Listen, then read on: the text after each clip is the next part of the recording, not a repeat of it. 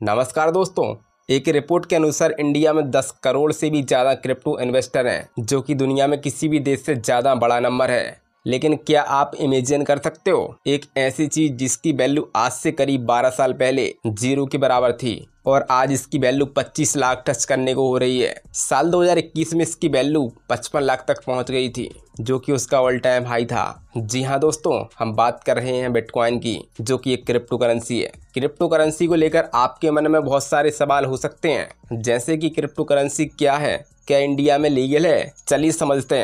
चलिए पहले समझते हैं क्रिप्टो करेंसी क्या है। दोस्तों, क्रिप्टो करेंसी को डिजिटल करेंसी भी कहा जाता है, जिसका इस्तेमाल चीज़ों की खरीदारी या सर्विस के लिए किया जाता है। क्रिप्टो करेंसी एक डिजिटल एसेट्स है, जिसके ऊपर सेंट्रल बैंक या फाइनेंशियल इंस्टीट्यूशन का कोई भी कंट्रोल नहीं है।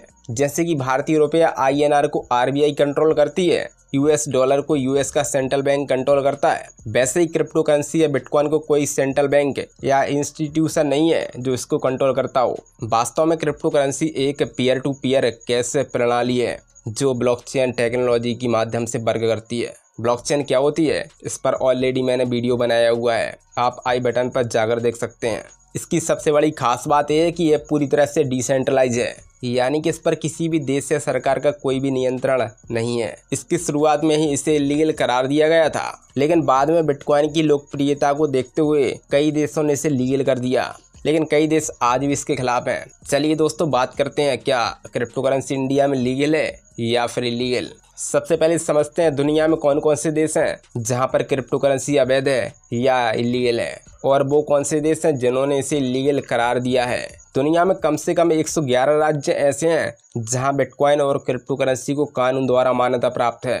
दोस्तों, अमेरिका और कनाडा जैसे देश क्रिप्टो करेंसी के प्रति आमतौर पर क्रिप्टो फ्रेंडली रवैया अपनाते हैं, लेकिन चीन, हांगकांग, सऊदी अरब जैसे कई और भी देश हैं जहां पर आप क्रिप्टो करेंसी से लेन देन नहीं कर सकते। वहीं अगर हम भारत की बात करें तो भारत उन देशों की लिस्ट में आता है जहां बिटकॉइन या क्रिप्टो करेंसी ना तो कानूनी है और ना ही अवैध। वर्ष 2022 के बजट में सरकार ने क्रिप्टो करेंसी पर 30% टैक्स और 1% TDS लागू किया था। हालांकि सरकार ने इसे करेंसी मानने से साफ इनकार किया था।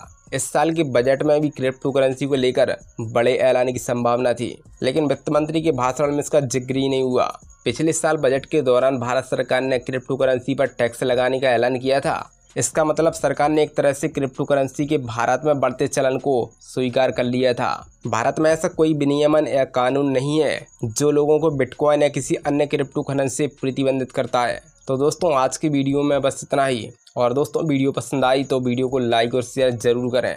मिलता हूँ आपसे अगली वीडियो में।